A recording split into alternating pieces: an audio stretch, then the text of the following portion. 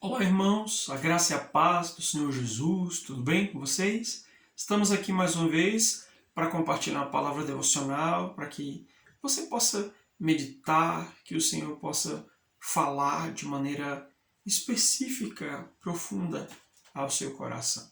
O texto de hoje está lá em Mateus, capítulo 14, a gente vai ler do versículo 13 até o versículo 21. Diz assim: Jesus, ouvindo isso, retirou-se dali num barco para um lugar deserto à parte. Sabendo, as multidões vieram da cidade seguindo por terra. Desembarcando, viu Jesus uma grande multidão, compadeceu-se dela e curou os seus enfermos. Ao cair da tarde, vieram os discípulos a Jesus e lhe disseram: O lugar é deserto, e vai adiantada a hora, despede, pois, as multidões, para que, indo pelas aldeias, comprem para si o que comer. Jesus, porém, disse-lhes: Não precisam retirar-se, dai-lhe vós mesmos de comer. Mas eles responderam: Não temos aqui senão 5 pães e 2 peixes. Então ele disse: Trazei-nos. E tendo mandado que a multidão se assentasse sobre a relva, tomando os 5 pães e os 2 peixes, erguendo os olhos ao céu, os abençoou. Depois, tendo partido os pães, deu aos discípulos e estes às multidões. Todos comeram e se fartaram, e dos pedaços que sobraram, recolheram ainda 12 cestos cheios. E os que comeram foram cerca de 5.000 homens, além de mulheres e crianças. Amém? Amados, esse texto é o texto da primeira multiplicação de pães e peixes que Jesus fez, e é importante deixar claro que são 2 multiplicações, né? A segunda está lá em Mateus capítulo 15, no capítulo seguinte, nos últimos versículos do capítulo 15, do versículo 32 ao 39. Mas assim, quando nós lemos esse texto, nós estamos diante de um milagre. A ideia de que Jesus ele fez um milagre que ficou notório não somente para os discípulos, mas também para aquela multidão que estava ali. De maneira que, inclusive, em um momento, Jesus olhou para as pessoas e disse: vocês estão tentando me seguir pelo pão que eu multipliquei e tal. Ou seja, tão notório foi esse milagre que Jesus realizou ali. Mas não é sobre o milagre que eu quero falar de forma específica, mas sobre a responsabilidade do discípulo. A Bíblia deixa claro que quando nós aceitamos a Cristo, nós nos tornamos discípulos de Jesus. Ou seja, o discípulo ele tem uma grande missão, que é andar como seu mestre, seguir os passos do seu mestre e agradar ao seu mestre. Então essa é a nossa responsabilidade como discípulos de Jesus. E aqui a gente vê um contexto muito interessante. Certamente, quando Jesus se retira no barco, por outro lado, as multidões sabem que ele está indo, elas vão por terra e chegam lá, de maneira que quando Jesus desembarca, ele já olha, está todo aquele povo ali esperando, e certamente Jesus estava cansado por ter pregado e tantas outras situações, mas a palavra de Deus diz que ele se compadeceu das multidões e curou os seus enfermos. De maneira que certamente ele continuou pregando, compartilhando os valores do reino para aquelas pessoas. E aí o dia foi escurecendo e ao cair da tarde os discípulos se aproximaram de Jesus e disseram assim: olha, acho melhor se eu liberar essa multidão, mandar essas pessoas irem embora para que elas comprem pão, a gente não tem aqui comida para todo mundo, né? Manda todo mundo embora. E aí Jesus faz ou afirma, ordena algo aos discípulos que os surpreende, que os coloca contra a parede. Ele diz: olha, eles não precisam ir embora. Na realidade, dá-lhes vós mesmos de comer. Diante dessa ordem de Jesus, vocês devem dar de comer à multidão, nós conseguimos enxergar algumas coisas na postura dos discípulos e, a partir disso, as verdades que Jesus queria ensinar aos seus discípulos. E é isso que eu quero compartilhar com vocês.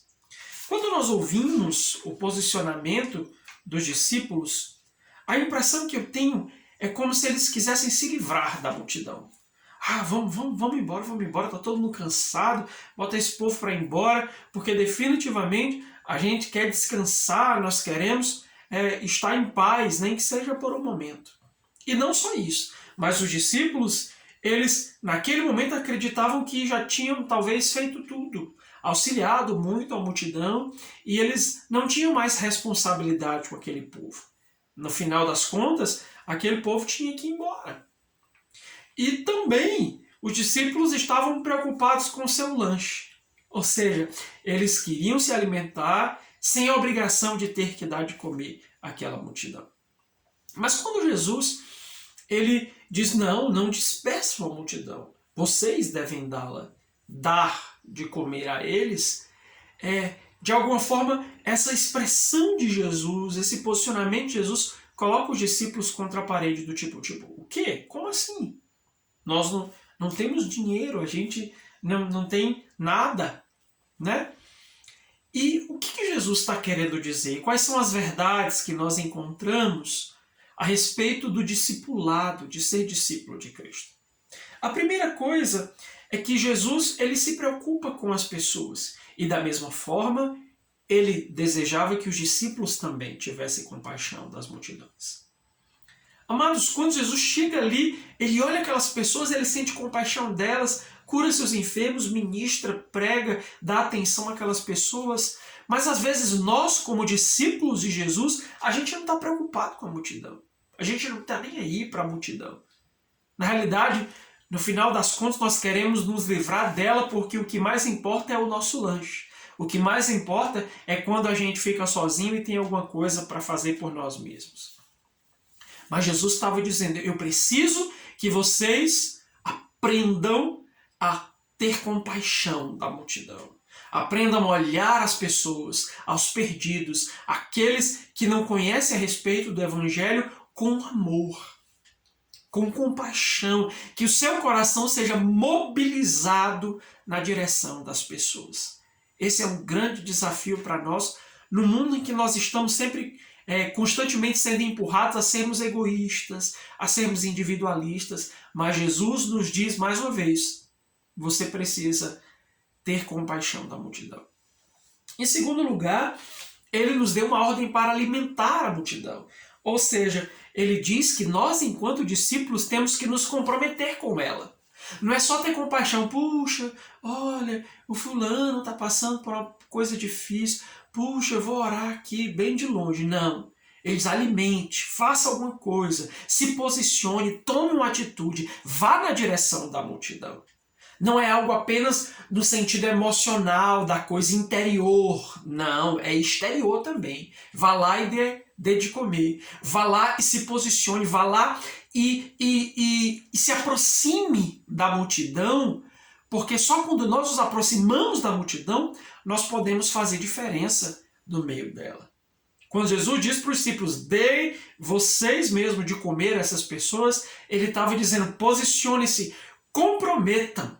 Não é apenas uma postura emocional, emocionada, romântica, bonitinha. Não, é atitude. Tenham compaixão, mas cure os seus enfermos. Tenham compaixão, mas pregue. Tenham compaixão, mas se aproxime, haja, faça algo na direção dessas pessoas a quem vocês estão dizendo que tem compaixão. Então, temos que nos comprometer com a multidão. Comprometer em alimentá-la. Como assim, pastor? Em alimentá-la com a palavra, com o Evangelho, com o amor de Deus, mas também com os nossos recursos, caso Deus assim nos permita e nos dê graça a esse respeito. O fato é que temos o desafio de não somente ter compaixão da multidão, mas de nos comprometer com ela em, pela graça e pela misericórdia de Deus, satisfazer suas necessidades. Mas você pode parar e dizer, mas pastor, eu não tenho nada. Eu não tenho dinheiro, eu não sei pregar, eu não faço isso, eu nasci ontem na fé, eu não leio a Bíblia muito bem, eu não sei orar e tal. E aí eu entro para o terceiro ponto. Foi o que os discípulos disseram, Senhor, mas a gente não tem dinheiro.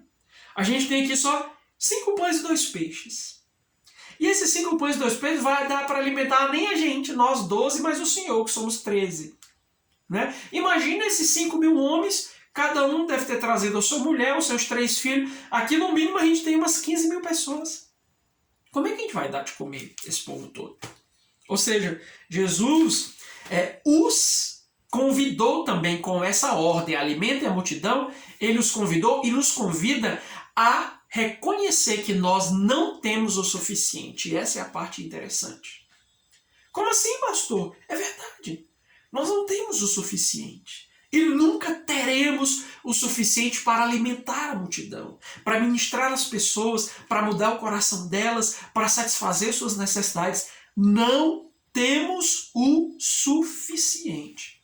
Se você se acha suficiente, se você se acha incrível demais, se você se acha empoderado, é importante você voltar para a cruz.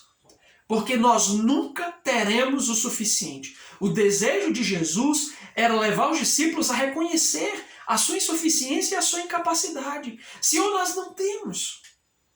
Eu posso estar cheio de compaixão, eu posso estar comprometido em fazer algo, mas quando eu olho para os meus recursos, sejam eles humanos, financeiros, espirituais, físicos, eu não tenho o suficiente. Mas aí entra o quarto ponto. Mas nós ainda assim temos algo a apresentar para o Senhor. Independentemente seja a coisa menor que você possa ter na sua vida, você precisa apresentar isso ao Senhor. Tem a ver com dependência. Jesus levou os discípulos a reconhecer a sua insuficiência para que eles olhassem para Jesus e dissessem, ó, tá aqui o que a gente tem, faça alguma coisa, é o Senhor que tem que fazer. É o Senhor que pode multiplicar, é o Senhor que pode alimentar esse povo todo. Ou seja, quando nós reconhecemos a nossa insuficiência na nossa missão de fazer o que Jesus disse, o único lugar para onde podemos olhar é para Ele. O único lugar para onde podemos e devemos olhar é para Cristo, para aquilo que Ele pode fazer. Você entende? Não tem a ver apenas com baixa autoestima. Ah, meu Deus, eu não sei fazer, eu não tenho. Não. Quando eu reconheço a minha insuficiência, isso me leva a olhar para Jesus. Senhor, eu não tenho, mas Tu tens. Eu só tenho 5 pães e 2 peixes, mas Tu pode fazer um banquete incrível para essas pessoas. Ou seja, o que você tem? Ainda que insuficiente, o que você tem? Pegue isso aí e coloque nas mãos de Jesus. Porque certamente, e aí é o nosso quinto ponto, Deus usa aquilo que nós temos.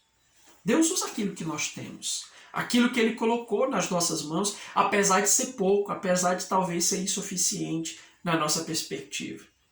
Mas esse é o objetivo, é nos fazer olhar para Ele, é nos fazer depender dEle, é nos fazer entender que o compromisso com a multidão só pode ser atendido, só pode ser satisfeito pela ação e pelo poder de Jesus, do Espírito Santo, nas nossas vidas. Não podemos fazer a obra de Deus, não podemos cumprir a nossa missão sem que continuemos confiando no Senhor.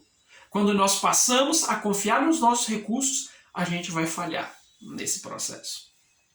Então, essa passagem, ela nos ensina que precisamos confiar em Jesus e obedecê-lo para cumprir a nossa missão como discípulos. Temos que aprender a ter empatia pelas pessoas, mas quando nós confiamos em Cristo, aí realmente o milagre acontece. Aí realmente as multidões elas são alimentadas. Amados, os campos estão brancos. As pessoas estão perdidas, completamente perdidas. Perdidas das maneiras mais diversas, mais absurdas. E as multidões estão carentes de discípulos que estejam comprometidos, compassivos, discípulos compassivos, cheios de compaixão, mas que estejam comprometidos em alimentá-las. E esse compromisso só é possível quando nós reconhecemos a nossa insuficiência e confiamos em Jesus. Amém? Que o Senhor possa te encorajar a cumprir o seu trabalho como discípulo, confiando nele em todas as coisas. Deus te abençoe, meu querido, em nome de Jesus. Amém.